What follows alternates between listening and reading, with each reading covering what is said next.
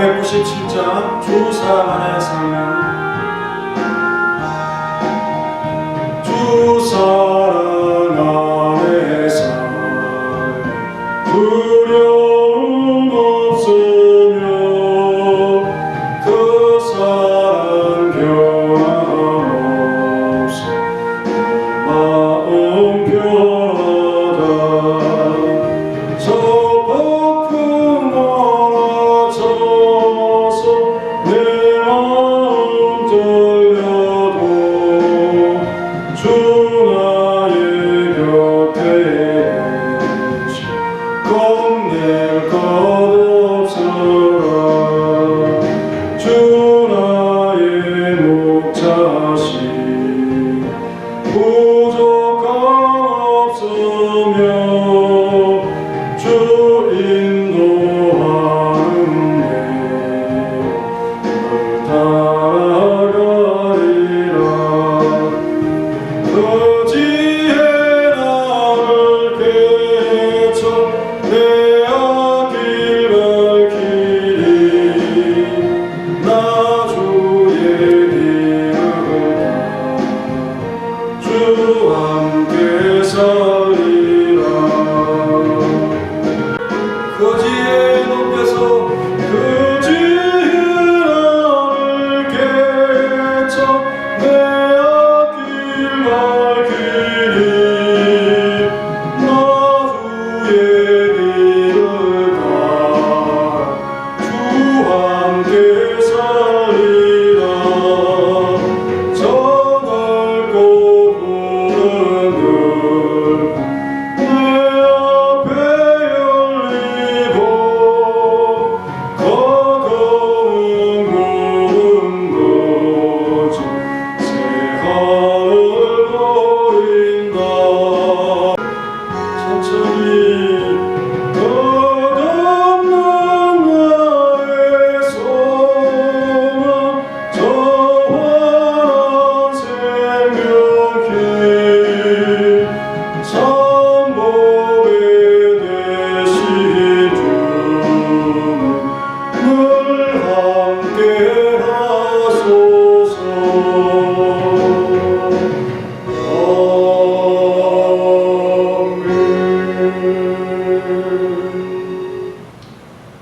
다같이 묵상 기도 드림으로 주일날 예배 하나님 앞에 온 교회가 함께 드리겠습니다. 다같이 묵상 기도하겠습니다. 시편 5편 여호와여 내 말에 귀를 기울이사 나의 심정을 헤아려 주소서. 나의 왕 나의 하나님이여 내가 부르짖는 소리를 들으소서. 내가 주께 기도하나이다. 여호와여 아침에 주께서 나의 소리를 들으시리니 아침에 내가 주께 기도하고 바라리이다. 주는 죄악을 기뻐하는 신이 아니시니 악이 주와 함께 머물지 못하며 오만한 자들이 주의 목전에 서지 못하리이다. 주는 모든 학자를 미워하시며 거짓말하는 자들을 멸망시키시니까. 여호와께서는 피 흘리기를 즐기는 자와 속이는 자를 싫어하시나요? 오직 나는 주의 풍성한 사랑을 누리고 주의 집에 들어가 주를 경외함으로 성전을 향하여 예배하리이다. 여호와여 나의 원수들로 말미암아 주의 의로 나를 인도하시고 주의 길을 내 목전에 곱게 하소서.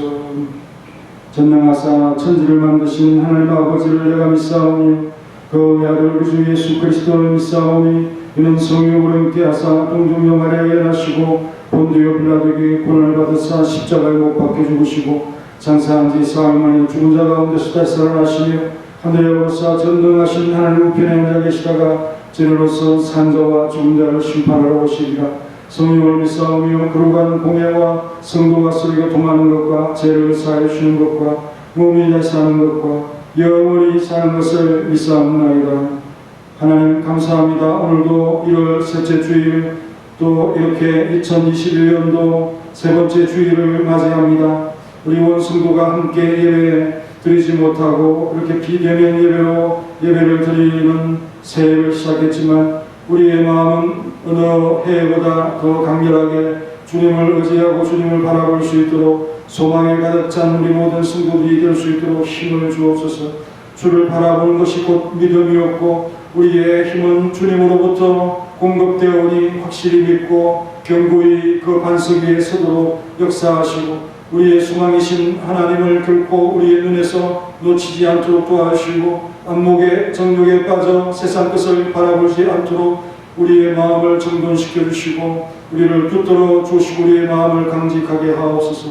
온 성도들 여러 전염병과 또 추운 날씨 속에 건강하게 우리의 몸을 지켜주시고 영적으로도 하나님께서 새롭게 해주시며 날마다 주님을 배우는 것에 열심과 최선을 다할 수 있는 우리의 모습이 되게 하시고 새해에는 또 기도하는 일에 열심을 낼 수 있도록 도와주시고 전도하는 일에 교회의 참 모든 일들 앞에서 나에게 맡겨진 일들을 열심히 감당하고 충성스럽게 일하는 것으로 주님을 기쁘시게 할 수 있도록 도와주시고 우리의 직분이 크든 작든 또 우리의 참 시간이 어떻게 되든 오직 주님만을 위해 살아갈 수 있는 귀한 성도들의 삶이 될 수 있도록 역사하시고 온 성도들이 한 마음이 될 수 있도록 도와주옵소서. 이 자리에 함께 예배하는 모든 성도들에게도 믿음과 은혜를 베풀어 주시고 온라인 예배를 드리는 우리 사랑하는 성도들도 기억하여 주옵소서.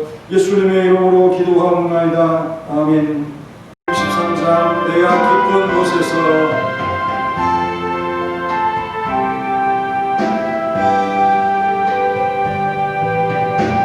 내가 기쁜 곳에서 주를 불러아뢰리 주여 나의 강물을 들어주신 바라로 보좌 앞에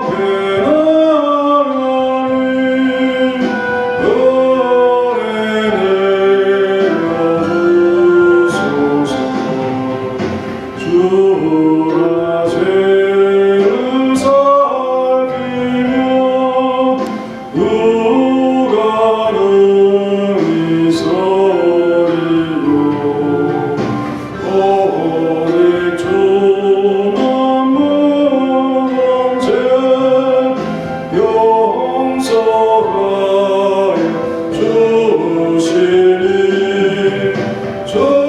주님 앞에 달려서 용서하심입니다. 하수구니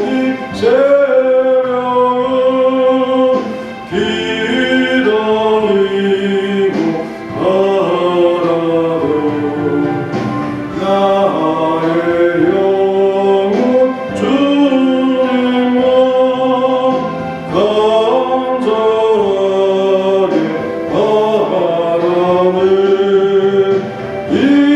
이스라엘 백성 주를 바라보아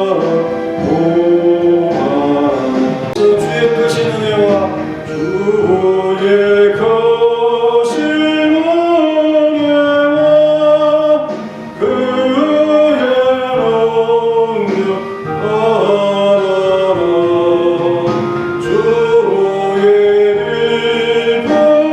주의 깊은 성에 우리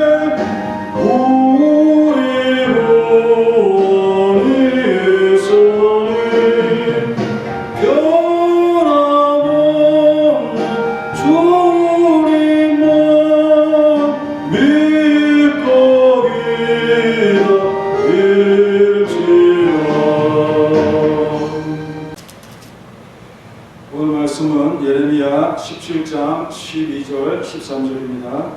영화로우신 보좌여 시작부터 높이 계시며 우리의 성소이시며 이스라엘의 소망이신 여호와여 무릇 주를 버리는 자는 다 수치를 당할 것이라. 무릇 여호와를 떠나는 자는 흙의 기록이 되어오리니 이는 생수의 근원이신 여호와를 버립니다. 아멘. 이스라엘의 소망이신 하나님을 한 주제로 3주간 한 대지씩 이렇게 생각해 보고 있는데요. 이번에는 특별히 소망이라는 주제로 하나님의 말씀을 살펴보고 있음을 기억하시기 바랍니다. 소망이라고 하는 단어는 미크베라고 했죠. 미크베는 한 곳으로 모인다는 그런 의미가 있다고 했습니다. 그러니 이 단어에 맞춰서 소망을 생각해 보면 하나님을 향해서 성도가 마음을 하나로 집중하고 모으는 것이 바로 소망을 가지는 것이다 하는 것입니다. 그러나 이스라엘과 유다는 이와 반대로 이에서 흩어졌고요, 또 산만해지고 집중하지 않는 그런 모습으로 제갈 길을 가고 있는 그런 백성을 볼 수 있습니다. 하나님의 백성입니다. 이스라엘과 유다라고 할 때. 그래서 그들의 조상들이 신앙이 하나님과 동행하는 신앙이라고 해서 그 신앙을 좋게 평가를 하는데, 그 동행의 신앙이 뭡니까? 생각과 뜻을 같이 하면서 하나님과 함께 걷는다 하는 거죠. 바로 이 신앙이 희미해졌다는 것입니다. 우리는 그것을 다시 찾고 싶어서 이스라엘의 소망이신 하나님을 알아보고자 하는 것이죠. 이스라엘의 소망이신 하나님은 우리에게 어떤 분이신가? 세 번째는 영화롭고 존귀하며 거룩하신 분으로서 영원히 우리의 소망이 되신 분이시라고 했습니다. 본문 12절과 13절에 이 말씀이 나오고 있죠. 하나님께서는 이스라엘 가운데 자기의 거처를 선택하셨을 때에 그들에게 허락해 주신 그 특수한 은총을 알게 하는 말씀인 것입니다. 12절은 성전에 관한 말씀입니다. 12절 보면요, 영화로우신 보좌여 시작부터 높이 계시며 우리의 성소이시며 라고 했습니다. 바로 우리의 성소가 성전을 말하죠. 본질적으로는 하나님의 영광스러움과 높으심을 찬송하고 있는 것입니다. 보좌의 영광과 그 높으심은 그 자리에 앉은 분의 영광과 높으심과 마찬가지 아니겠습니까? 땅의 왕들도 그 왕이 가진 위엄과 힘을 보여주는 그런 보좌가 참 되기 위해서 그들이 그 보좌를 화려하게 하고 또 높이기도 합니다. 또 힘이 없는 그런 왕들도 자신의 힘을 일부라도 가시하기 위해서 보좌를 더 꾸미고 높이는 그런 모습들도 볼 수 있습니다.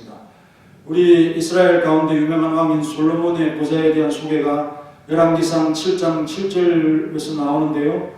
그 자리가 어떤 자리냐? 심판하는 자리라고 했습니다. 그리고 다스리는 자리죠. 그 보좌의 주랑, 그 지붕만 있는 그런 건물이 있죠. 곧 재판하는 주랑을 짓고 온 마루를 가장 좋은 나무였던 백향목으로 덮었다라고 했습니다. 그 보좌를 위엄 있게 하기 위해서 솔로몬이 이렇게 그 보좌를 높이고 화려하게 했던 거죠. 물론 하나님께서 솔로몬의 보좌를 높이시고 또 견고하게 하시는 것은 있지만 솔로몬 외의 여러 왕들은 스스로 그 보좌를 높였다 하는 사실을 발견하게 됩니다. 열왕기상 10장 18절에 또 솔로몬의 보좌에 대해서 상아로 큰 보좌를 만들고 정금으로 입혔다. 그리고 그 보좌는 6층계를 올라가 그 보좌를 놓았죠. 청계가 있는 보좌입니다. 그리고 보좌 뒤에 둥근 머리가 있고 앉은 자리 양쪽에는 팔걸이가 있고 그 팔걸이 곁에는 사자, 가장 힘센 동물인 그 사자를 하나씩 놓아서 그 보좌를 두렵게 하고 또 왕의 힘을 상징하는 사자를 옆에 두었습니다.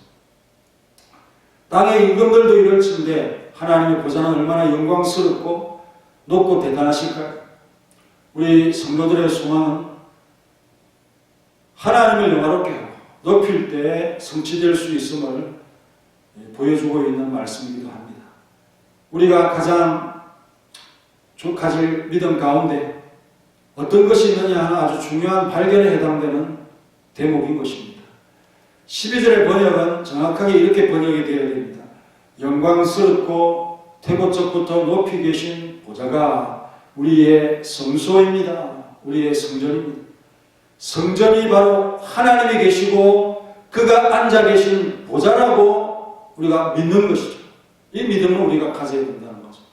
이사야 66장 1절에 보면 하나님께서 이렇게 말씀하셨습니다. 하늘은 나의 보좌요 땅은 나의 발판이니 너희가 나를 위하여 무슨 집을 지으냐? 내가 안식할 처소가 어디야? 하나님께서 거하실 그런 집을 이 세상에 지을 수 있겠습니까? 그런 말씀이죠.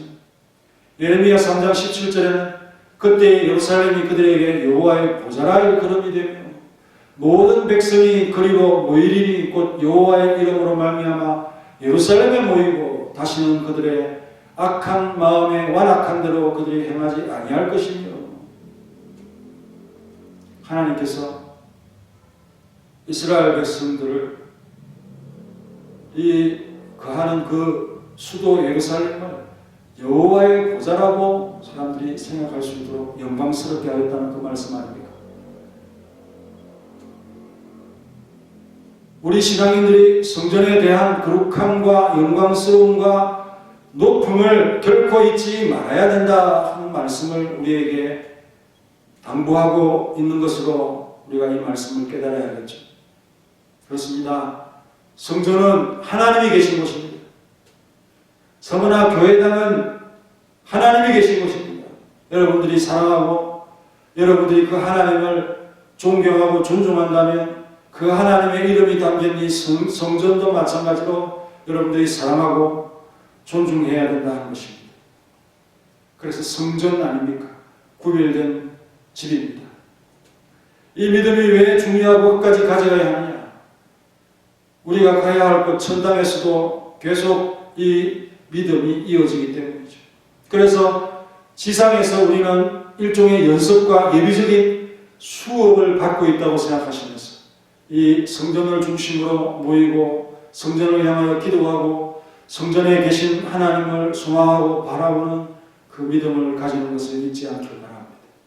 계시록 7장 15절에 그러므로 그들이 하나님의 보좌 앞에 있고 또 그의 성전에서 밤낮 하나님을 섬기며 보좌에 앉으신 이가 그들 위에 장막을 치시리니. 사막에 힘들고 어렵고 때앞볕에 뜨거운 그들을 향해서 그늘을 만들어주시는 그런 개념으로 장막을 생각하시면 됩니다. 그들이 다시는 줄이지도 아니하며 목마르지도 아니하고 해나 아무 뜨거운 기운에 상하지도 아니하리니 나그네 된 자들이 터벅터벅 그 먼지를 먹고 마시면서 모래 바람을 뒤집어 쓰고 그렇게 걸어오다가 그들이 거할 집이 있는 것을 보고는 그 안에서 안식하게 되죠.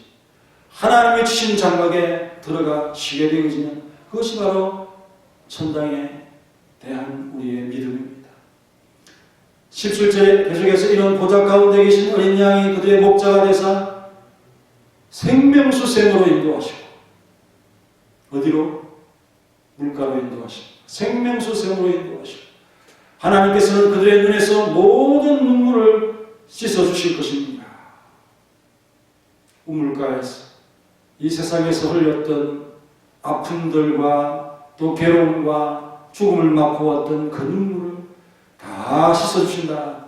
그곳이 바로 하나님이 계신 어린 양이 계신 천당인 것입니다. 천당에서도 하나님이 계신 곳을 하나님의 보좌를 성전이라 그렇게 말씀하지 않습니까? 이 장면을 만나기 위해서 우리는 그 장면을 소망하면서 여러분들의 현실적인 눈에 보이는 서머나 교회당에서 섬겨야 하는 것이죠. 교회당에 올라와 보니 주중에 누군가 섬기며 다녀왔다는 흔적을 발견하고 감동하게 되었습니다. 목사의 마음과 감동은 바로 그런 것에서 항상 있게 되는 거죠. 그래서 성전이 행하고 비어 있을 때 좀 마음이 울적하기도 하고 기쁨이 없습니다. 그러니 우리 성도들이 코로나 중이지만 개인적으로 성전에 왔다 갔다 하는 것을 누가 말립니까? 그것조차도 우리가 즐겁게 감당하지 못하고 교회 오기를 피하는 그런 마음, 사실과 현실과 또 사람들의 어떤 그 모습과 그리고 말들, 이러한 것들이 맞지 않을 때 잘 그 판단하면서 진실에 다가갈 수 있는 하는 그런 모습이 되어야 됩니다. 누군가가 이렇게 말하고 누군가가 이렇게 행동한다고 해서 이건 옳지 않은데 라고 하는 그런 마음을 갖지 못한다면 우리의 지혜가 무슨 지혜이겠습니까? 열심히 주의 정을 다 함께 모일 때는 우리가 자제해야 되겠지만 개인적으로 가는 것에 내가 열심히 예전보다 못했어야 되겠는가? 뻔히 성전이 비어있는 것을 우리가 생각하면서 우리가 성전에 한 번도 그렇게 와보지 않고 저렇게 뒤에 달력이 그대로 있다 하는 것, 물론 제가 갖다 드릴 수도 있겠지만 우리 성도들이 얼마나 주의 전을 나오지 못했는가. 어디 나오면 감옥에 잡아갑니까? 그러니까 진실, 현실, 그것은 교회 여러분들이 개인적으로 마스크를 쓰고 교회 나와서 기도해도 되는 것이 분명하지 않습니까? 그런데 왜 안 하시죠? 그만큼 여론의 신경을 쓰고 사람들의 말에 신경을 쓰고 분위기에 신경을 쓴다는 것이죠. 그것은 제가 바라는 바가 아닙니다. 하나님께서도 물론 그렇게 되기를 바라지 않는 것이고요. 그러니 이제 죄송하다 하는 마음으로 더 열심히 주를 섬기기를 바랍니다. 물론 성도 간에 친밀히 교제하는 그런 것은 코로나가 끝날 때까지는 정말 자제해야 되고 그런 부분에 아쉬움이 있을지라도 우리는 자제해야 되고 조심하고 교회의 이미지가 이 질병 때문에 나빠지지 않도록 조심하는 것은 우리가 당연히 해야 될 일이지만 이렇게 성전에 개인적으로 오지 않는 이런 분위기와 문화를 만드는 것은 어쩌면 한국의 미래의 그 교회의 상황을 예고하고 있을지도 모르는 우리 성도님들이 이 말씀을 통해서 다시 한번 각성하는 계기가 있기를 바랍니다. 이 중요한 믿음이 구약 성도들의 믿음만이 되게 해서는 안 된다 하는 말씀을 드리고 싶은 겁니다. 도리어 비록 그들이 견고하게 그 믿음을 지키지 못했을지라도 우리는 다시 이어서 그 신앙의 순수성을 지키고 누군가는 얼마나 열심히 지켰겠습니까?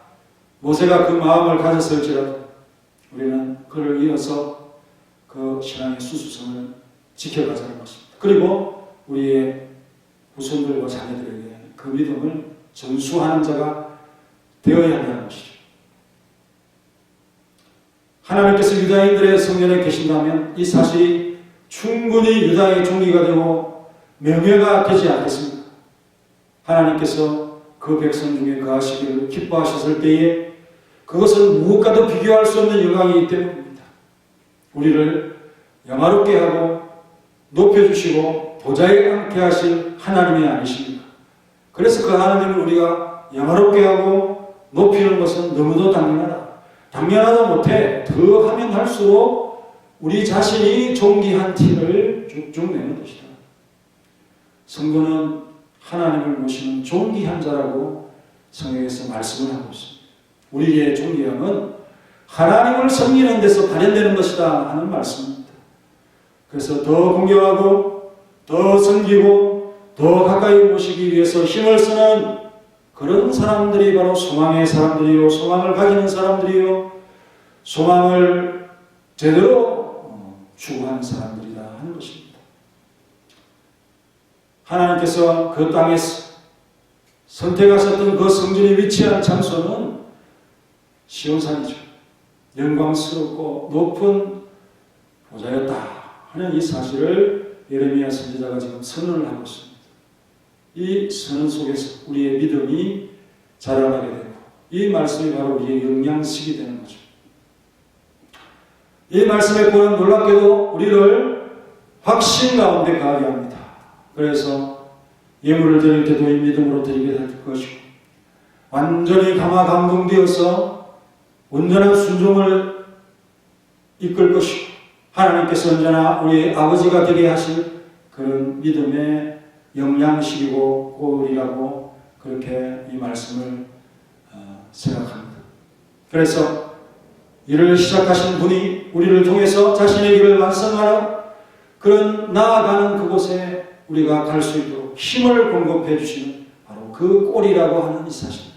우리가 밥을 먹으면 힘이 나듯이 이 말씀을 먹으면 성전이 영화롭고 높고 그래서 하나님의 보좌고 하나님이 계신 곳이다 라고 하는 이 말씀을 들을 때 성전에서 기도하는 성도들이 얼마나 힘이 나겠습니까? 이곳이 하나님이 계신 곳이구나 하고 하나님 앞에 나와서 기도하는데 힘이 나지 않겠습니까? 유다 땅은 하나님이 계신 지상의 하늘과 같은 곳이라는 거죠. 하나님은 시온산을 성별하시어 자신이 그곳에 거처할 수 있도록 해놓으셨습니다. 얼마나 간대한 허락입니까? 실제로 하나님께서 계신 것은 아니시지만 그 이름이 그 성전에 있다는 것입니다. 그래서 예루살렘을 하나님의 보좌라고 할 때 그 이름을 사람들이 부를 수 있도록 허용해 주시고 그 예루살렘을 영화롭게 하셨다는 이런 말씀입니다. 그 이름을 얼마든지 하름할 수 있도록 해놓으셨다. 하늘이 보좌요 땅이 그 발등상이신 하나님이 그렇게 하도록 마음껏 착각하고 의미를 부여하도록 그들에게 자신의 이름 사용권을 부여하셨다. 용납하셨다 하는 위대한 말씀인 것입니다. 여기에 우리 인생이 내어놓을 수 있는 것이 뭐냐? 감격과 감사가 아니겠습니까? 그 반응 외에 뭐 더 좋은 반응이 있습니까? 이것은 그들에게 있는 특별한 것이기 때문이죠. 바울은 이 특권에 대해서 지적을 하면서 로마서 9장 4절에 보면 그들은 이스라엘 사람이야. 이스라엘 사람이라는 그룹이 있는 거죠. 그들에게는 양자됨과 영광과 언약들과 율법을 세우신 것과 예배와 약속들이 있고 조상들도 그들의 것이 이 좋은 것이 다 그들에게 있는 거죠. 그리고 더 중요한 것, 육신으로 하면 그리스도가 그들에게 나셨으니 예수님께서 유대인으로 나셨다는 겁니다. 이스라엘 사람으로 나셨다는 거예요. 대한민국 사람으로, 흑인으로, 동양인은 마치 한국 사람으로 그렇게 나지 않았고 이스라엘 사람으로 났다. 그러나 이스라엘 사람들도 서양 사람 비슷하니 정말 좋은 것을 다 가지고 있는 사람들 아닙니까?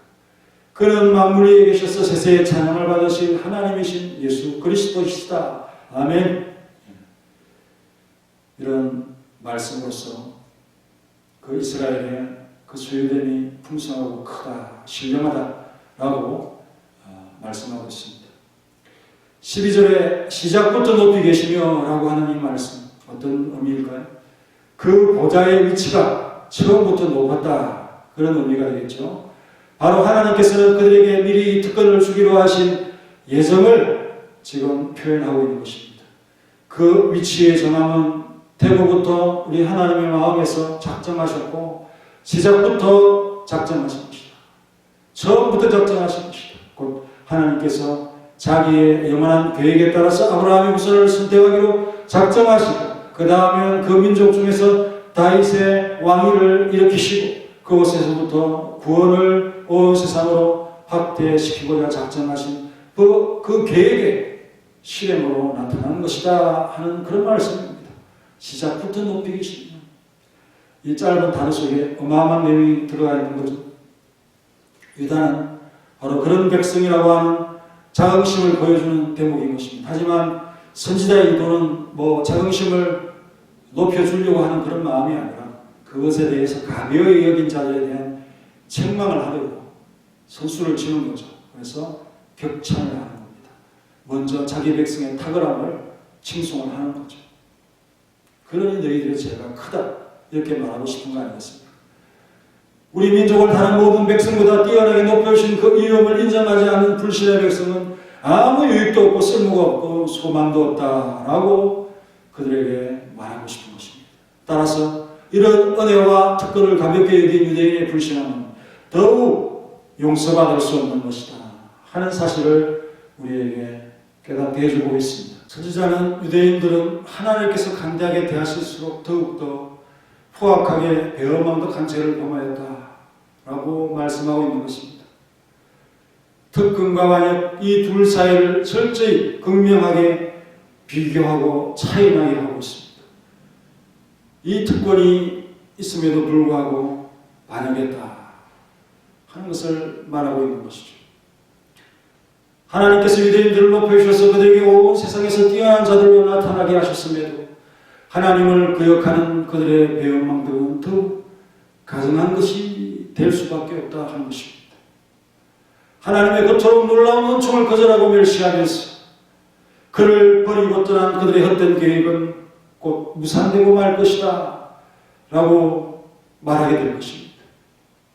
우리의 소망이신 하나님을 버리고 우상의 공허한 희망을 따라간다면 그것은 더욱더 가증스럽고 혐오할 일이 되는 것입니다. 하나님의 보좌가 유다 땅에 있었으나 유대인들은 그와 정반대로 자기들에게 제공된 그 은총을 일부러 악의적으로 거부하는 것이 아니겠습니까?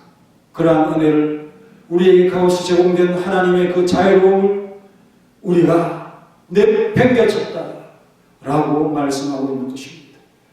그러나 하나님은 끝까지 유대인들을 각성시키기 위해서 그의 선지자로 말씀하고 가르치게 하신 이 현장이 바로 이 말씀의 현장입니다. 그럼에도 그들에게 가르치신 것이 헛사가 될 정도로 그들의 피해와 완악함이 심각했습니다.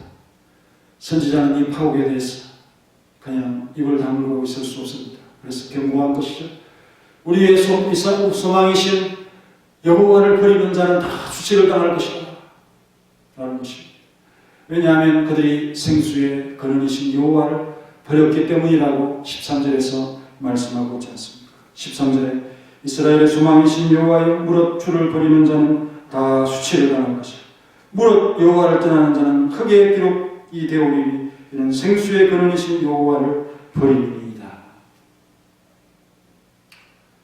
뛰어나게 하시는 것의 반대는 뭡니까? 수치죠. 수치를 당하게 할 것이라고 그 보응을 말씀하고 있습니다. 너무도 지당하신 말씀 아니겠습니까?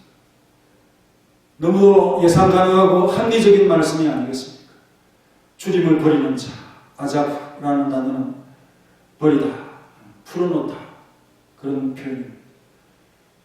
매여 있는 것, 또 연결되어 있는 것을 스스로 풀고 떨어져 가버리는 그런 단어를 말하고 있습니다. 하나님의 자유로움을, 특권을, 사랑을, 은혜를, 간섭을 무지한 자들은 목을 재워오는 것과 같은 것처럼 답답하게 여기는 것이 아니겠습니까? 그래서 늦추고 풀어버리고 싶은 욕망으로 탈출을 계속 시도하고 있는 그런 형국인 것이죠. 그런데 이것이 은혜를 거부했으니 배역함이라고 말하게 되는 것입니다. 선물을 받았지만 선물을 무가치하게 여기고 버리는 것입니다. 그 선물을 준 그분의 마음을 헤아리지 못하고 그 선물을 무가치하게 여겼다. 그리고 버렸다. 하나님께서 정성을 다한 것이죠. 하나님께서 소중한 것을 선물로 주신 것, 이런 결단 가운데 우리에게 주신 것을 버렸다는 성격인 것입니다. 하나님께서 보여주시고 말씀하시고 그들의 아버지가 되실 것임을 증거하셨습니다. 이는 다른 이방인들에게 주시지 않았던 유대인들만이 가져 듣고 누렸던 바로 그것이 아닙니까? 그럼에도 그것을 버리고 떠나간다면 그 관계는 회복할 수 없는 결별로 가는 것이 아니겠습니까? 종기와 수치가 한 사람에게서 나는 것이 이렇게 간단한 것이 되어버린 것이죠. 수치, 부시라는 이 표현, 부끄럽다고 하는 이 표현. 로마서 10장 11절에 누구든지 그를 믿는 자는 부끄러움을 당하지 아니하리 믿음을 가진 자는 부끄러움을 당하지 않는다고 했습니다. 빌립보서 3장 19절에는 반대로 그들의 마침은 멸망이요 그들의 시은 배요 그들의 영광은 그들의 부끄러움이 있다. 땅의 일을 생각하는 자라고 했습니다.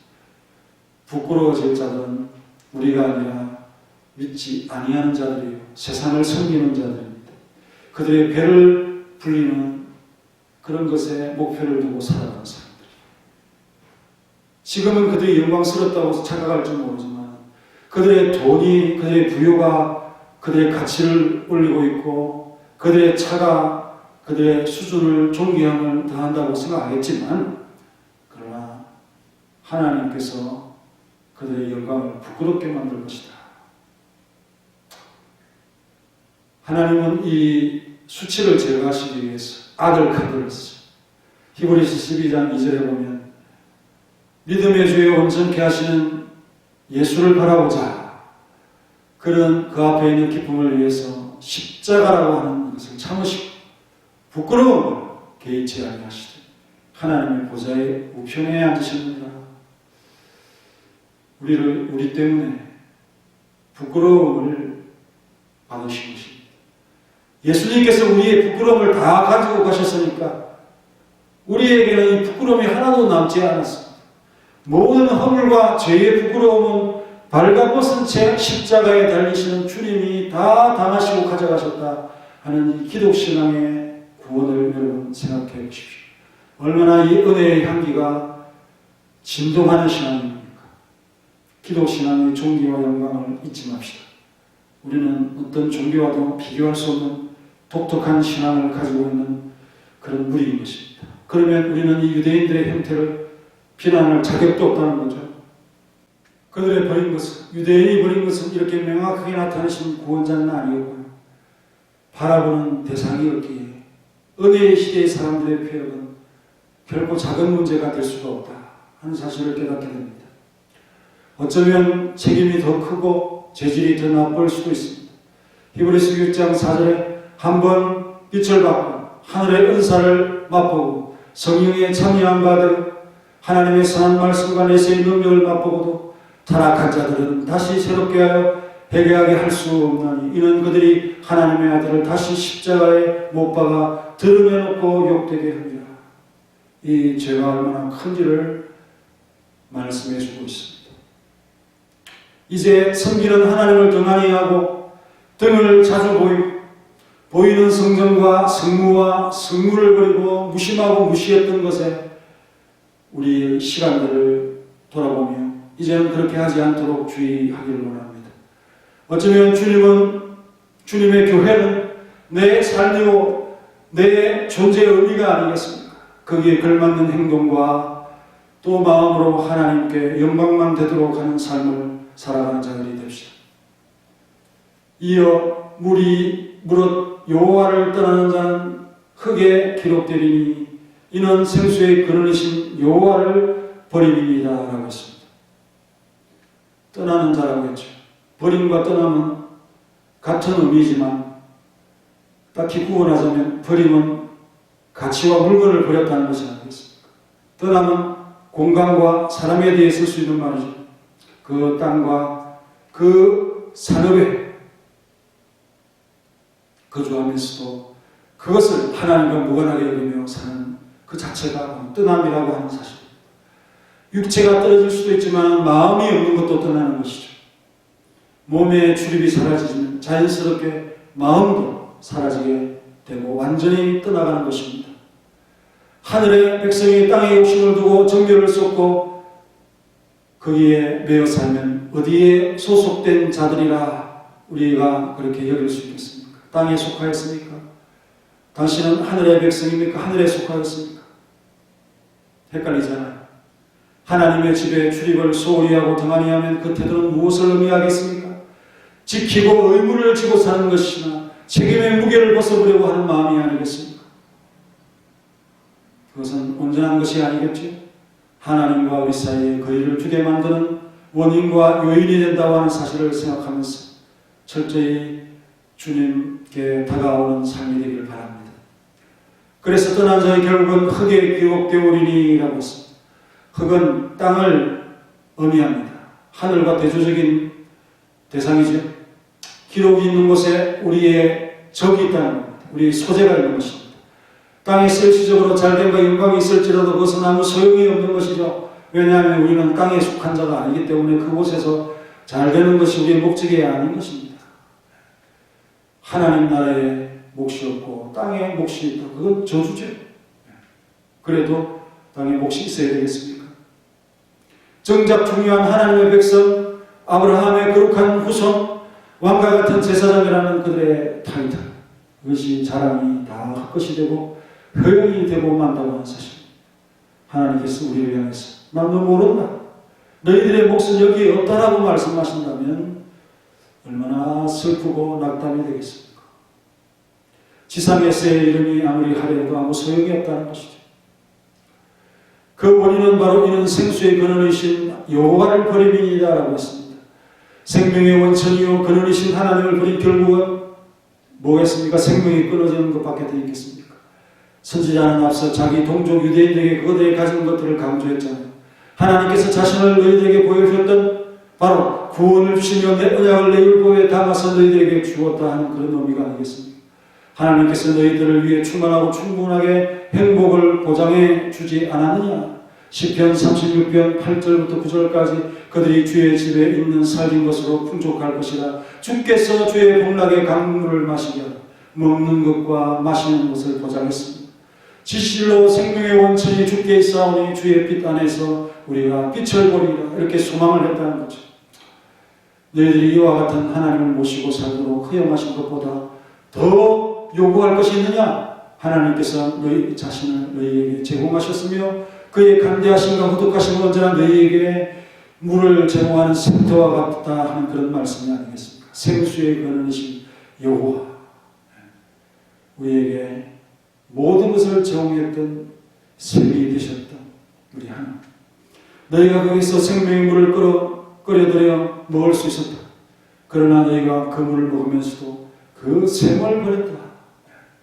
고마움을 모르는, 은혜를 모르는 자들의 모습, 결국은 목마름 밖에 없는 거죠. 왜? 그 샘의 근원이 끊어지게 되기 때문입니다. 예루살렘 성은 이런 말씀을 잘 이해할 수 있는 그런 성입니다. 왜냐하면 성 밖에서 물을 끌어서 성 안에 샘을 만들고, 그래서 그 수로가 지하에 파져 있는, 그래서 히스기야 수로라고 하죠. 이런 수로가 있었기 때문에 생수의 근원이신 여호와를 버립니다라고 하는 예레미야 시대의 이 말씀은 너무도 그들에게 잘 이해될 수 있었던 그런 말씀입니다. 사막이라고 하는, 강야라고 하는 그런 것이 너무도 이스라엘 지경 가까이 있기 때문에 이런 말씀을 잘 이해할 수 있는 것입니다. 물이 끊어지면 죽는다. 예레미야 2장 13절에는 내 백성이 두 가지 악을 저질렀는데, 첫째는 생수의 근원이 되는 나를 버렸고 하나님을 버린 것과 또 스스로 웅덩이를 판 것이라고 했습니다. 그러나 그 웅덩이는 물을 가두지 못할 터진 웅덩이라고 했지요. 생수의 근원이라는 표현이 예레미야 2장에서도 이미 나와 있습니다. 그렇다고 해서 너희들이 생명이 지켜지는 것이 아니다. 너희들이 하는 일은 다 될 것이다. 신약의 성도들에게 더 확실히 나타내시고 계시의 말씀을 실물로 보여주셨습니다. 요한복음 4장 10절에 우물가에 나온 여인이 있었습니다. 그 여인에게 내가 받은 하나님의 선물과 또 내게 물 좀 달라 하는 이가 누구인 줄 알아더라면 내가 그에게 구하였을 것이고 그가 생수를 내게 주었습니다. 우리 예수님이 바로 샘물이 되시고 그가 생수를 너에게 내어준다. 그 생수는 바로 영생하도록 솟아나는 샘물이 될 것이다 라고 말씀하고 있습니다. 어떤 소망과 희망도 막연하면 마음이 가지 않게 됩니다. 집중하지 않게 됩니다. 그런데 예수님이 우리의 확실한 샘이 되어주신다고 말하니까 얼마나 잘 이해가 됩니까? 우리의 구원이 되시고 대속주가 되시고 믿기만 하면 구원을 주신다는 그런 말씀을 하고 계십니다. 그리고 예수님은 믿은 이후에도 우리가 받을 것에 대해서 말씀을 하시는데 그분이 바로 성령님이시라고 소개를 하고 있습니다. 성령님은 어떤 분이십니까? 우리 구원의 든든한 보장이요, 또 보혜사고 후견인이고 또 상징적인 인이 되셔서 확실하게 도장을 찍으신다고 말씀을 하고 있죠. 요한복음 7장 37절에 누구든지 목마르거든 내게로 와서 마시라. 나를 믿는 자는 성경에 이런 바와 같이 그 배에서 생수의 강이 흘러나오리라. 그를 믿는 자들은 받을 성령을 가리켜서 말씀하시는 것이라 라고 말씀하고 있습니다. 그 흘러나오는 생수의 강이 바로 성령이시다 라고 우리 예수님께서 말씀하셨다는 거죠. 이렇게 명확하게 우리 예수님께서 자신을 나타내고 또 구원을 말씀해주고 성령님도 이렇게 소개를 하고 있습니다. 바로 성령님이 생수인 것입니다. 그 성령님은 구원의 소유권을 확실히 가질 수 있도록 하나님의 사제된 권세를 가질 수 있도록 계약의 도장을 딱 찍어주는 그런 분이십니다. 그래서 계시록 21장 6절에 보면 나는 알파 오메가다, 처음과 나중이다. 내가 생명수 샘물을 목마른 자에게 값없이 주리니 이기는 자는 이것들을 상속으로 받으리라 라고 말씀하면서 나는 그의 하나님이 되고 그는 내 아들이 되리라. 어떤 계약적인 그런 표현이 등장합니다. 계약상의 소유권의 도장을 딱 찍는 그 말씀과 너무 참 맥락을 같이 하고 있습니다. 그리고 구약성경에 보면 사사기 1장 15절에 보면 그 갈렙이 땅을 점령하는 자에게 내 딸을 주겠다고 했는데 온니엘이라고 하는 사사가 그 땅을 차지하게 됨으로써 그 지혜로운 딸 악사가 이 온니엘에게 시집을 가게 됩니다. 그런데 그곳이 남방이었습니다. 남방은 물이 부족한 그런 곳 아니겠습니까? 그래서 내가 남방으로 시집을 가니까 샘물을 내게 복으로 주십시오. 그래서 갈렙이 그 딸의 지혜를 보면서 밑샘과 아랫샘을 그에게 줍니다. 유다 남방은 물 소유권을 가지는 이상으로 이 큰 유산이 없습니다. 이것 때문에 부족 간의 전쟁도 일어나게 되어졌는데 그래서 요셉의 그 우물 사건을 보면서 우물 전쟁이라고 표현하기도 하죠. 우리가 이것을 지혜롭게 믿으면 우리는 하나님의 소유로서 땅의 이름을 기록하는 자가 아니라 하나님의 소유로 이름을 기록하게 됩니다. 마치 성전의 기둥처럼 그 위에 하나님의 이름과 하나님의 성 예루살렘 그 성의 새 예루살렘의 이름과 나의 새 이름을 그 위에 기록하면서 그렇게 기록한 기둥에 기록한 그런 이름은 지워질 수가 없는 것 아니겠습니까? 그렇게 그 이름을 우리가 하늘에 기록할 수 있도록 하는 백성으로서 우리 존귀하신 하나님의 보좌가 계신 성전을 잘 섬기기 위해서 열심히 출입하는 2021년 한 해가 되기를 바라면서 우리 다 같이 함께 그런 결단으로 기도하겠습니다. 불을 끄겠습니다. 이스라엘의 소망이신 하나님, 영원하고 존귀하고 거룩하신 분으로서 영원히 우리의 소망이 되신 하나님, 이 성전에 계신 이 성전이 보좌이신 하나님을 찬양하고 높입니다. 우리와 함께 거하시기 위해서 이 장소를 지정하시고 우리로 하나님을 공경하며 섬길 수 있도록 이 전을 허락하신 하나님, 성전에 대한 믿음을 바르게 가질 때 우리가 더욱 주님 가까이 살아가는 삶을 가질 수 있음을 배웠습니다. 정말 우리가 이 믿음을 많은 사람들에게 또 우리의 후손들에게 바르게 전수하면서 하나님께 대한 존경함과 공경함을 나타내고 표현할 수 있도록 도와주시옵소서. 하나님께서 이스라엘 백성들에게 정말 그 높으신 시온산을 그 장소로 하나님께서 그 이름을 사용하도록 허용하신 하나님의 작정과 그 계획을 찬양합니다. 비록 우리는 이방인으로서 그 영광에 적자된 자로서 우리가 잊지는 못하지만 그러나 우리 예수님께서 이방인들도 예수님을 믿으면 구원을 받을 수 있는 자신의 육체로 오신 그 놀라운 평화의 사건을 통하여 우리에게 구원을 주신 것을 우리가 깨달으면서 신약의 성도로서 더 깊은 책임감을 느끼며 살아갈 수 있도록 도와주옵소서. 유대인들을 지적하면서 그들의 죄가 크다고 우리가 생각하지만 사실은 더 확실하고 더 명백한 예수 그리스도를 우리가 은혜로서 받고 성령을 선물로 받은 자로서 유대인만큼도 하나님을 섬기고 하나님을 높이지 못한다면 또 그 영광에 대해서 생각하지 못한다면 우리 또한 참 계획함과 부끄러움밖에 없다는 사실을 기억하고 우리의 생명의 근원이신 하나님을 결코 놓치지 않는 한 해가 될 수 있도록 우리를 붙들어 주시고 도와주시옵소서.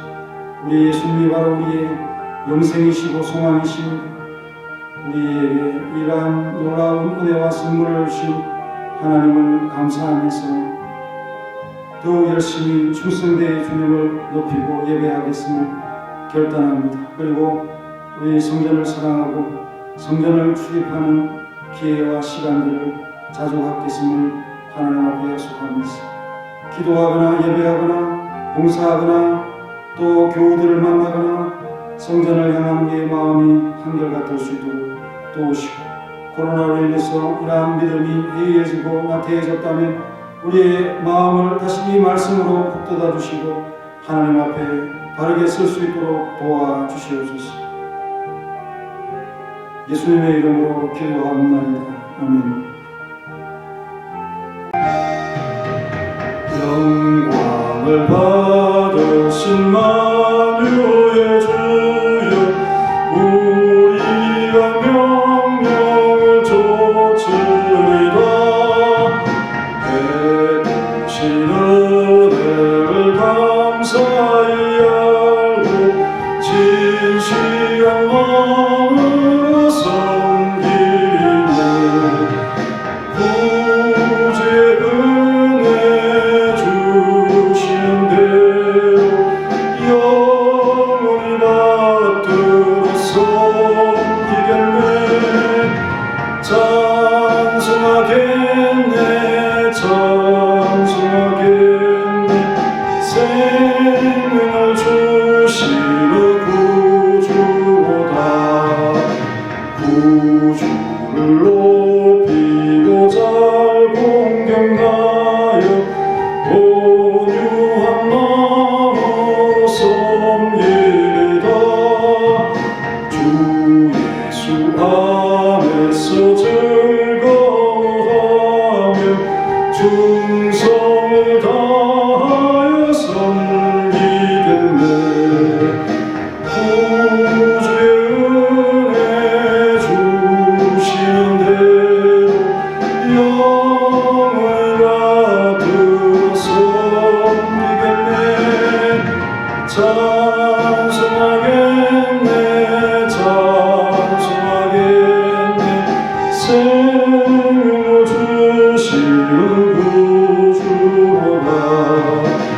예수를 믿고서는 사랑하여 참 깊은 마음으로 섬기리다. 온 마음을 드리고는 순종하며 구주를 영원히 섬기겠네. 구주의 은혜 주시는 대로 영원히 받들어 섬기겠네. 찬송하겠네, 찬송하겠네. 생명을 주시는 구주로다. 이제 성전에 열심히 나와서 예배하고 기도하고 한 해를 더 새롭게 시작하는 우리 모든 성도들이 되시기 바랍니다. 오늘부터 그렇게 하면 좋겠지만 나오지 못한 성도들은 다음 주에라도 그렇게 시작해서 열심히 주의 전을 섬기면서 이 성전을 비워두는 이런 일들이 우리의 마음에서 자연스럽게 그렇게 되어지는 이 현상이 일어나지 않도록 우리 한번 열심을 내어보길 바랍니다. 그리고 내일부터 온라인 동기 수양회가 있는데요. 우리 SFC 친구들은 이 온라인 동기 수양회에 또 관심을 갖고 뭐 시간이 되면 전체에 참여하고, 그렇지 않을 경우에라도 그 영상이나 이런 것들이 계속 남아있기 때문에 말씀을 사모하는 우리 SFC 운동원들은 이 영상들을 참고하면서 그렇게 또 한 해를 은혜 받고 시작할 수 있도록 해봅시다. 그리고 교단의 정체성과 그리고 신앙들을 배우는 귀한 시간이기 때문에 SFC 정신을 배우는 그런 시간으로 사모하길 바라고, 그리고 우리 기관들은 후원을 하고 찬조를 하시면 좋겠습니다. 우리 학생들에게 격려와 또 힘이 될 수 있도록 도와주시고, 그런 것은 또 우리 친구들의 간식을 사주거나 또 나중에 코로나가 풀리면 아이들과 함께 또 신앙여행을 또 떠나는 그런 기회로 비용으로 삼겠습니다. 또 SFC 활동을 위해서 쓰겠습니다. 초등학교 6학년부터 고등학교 3학년까지 해당됩니다. 그리고 새벽 기도회는 이 여전도회가 계속해서 릴레이 기도를 해주시고, 그리고 수요 예배나 금요 기도회 자유롭게 많이 참석해 주시길 바랍니다. 이제 교회를 멀리해야 될 핑계거리도 없고 이유도 없지요. 온 성도들이 그렇게 만나기를 바라고, 우리 교회는 늘 조심하기 때문에 다 특별히 안 나올 이유가 없어요. 예. 다른 교회들은 그 교제나 이런 것들을 하다가 질병이 옮기고 하는데, 우리는 전혀 그렇지 않기 때문에 안심하고 교회에 나올 수 있는 교회라고 하는 것을 잊지 않고 열심을 내시길 바랍니다. 그리고 영상 돌발 퀴즈 새벽에 하는 거 많이 참석해 주시고요. 영상을 보았다면 돌발 퀴즈도 분명히 보았었고, 성경 말씀 그냥 좀 찾아보면 되는데요. 디모데 후서 2장을 지금 공부하고 있는데 1장에서 내고 있기 때문에 한 장만 이렇게 딱 넘기면 답이 나오는데, 그거를 귀찮아 하시면 안 되고요. 또 소홀하게 여기시면 또 안 됩니다. 그래서 잘 참여해 주시는 세 분들에게는 한 달에 이렇게 돌아가면서 선물을 계속 하고요. 12월 달에 아직 선물을 정하지 못했는데 안 받으신 분이 받을 것입니다. 그러니까 꼭 내가 이 달에 받아야 되겠다 그런 마음만 안 가지시면, 열심히 참여하시면 석 달에 한 번 정도는 선물이 돌아갑니다. 그렇게 하시면 되고, 더 많이 참여하면 좋겠죠. 더 많이 참여하면. 그래서 우리 참여하시는 분들도 그렇게 기도해 주시고 함께 즐거운 성경 공부를 해 나갑시다. 그리고 주보에 나가는 성경 문제도 열심히 해 주시고, 돌발 퀴즈도 성경 문제도 열심히 하면 성경 공부가 되니까요. 소홀히 하게 여기지 않길 바랍니다. 다 같이 488장 위에 축도로 예배 마치겠습니다. 488장.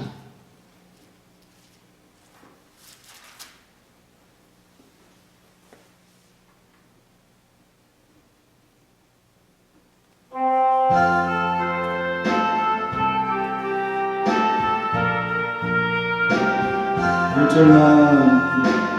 몸의 소망 무언가 우리 주 예수 분양생, 우리 주 예수밖에는 이들이야 주 없도다.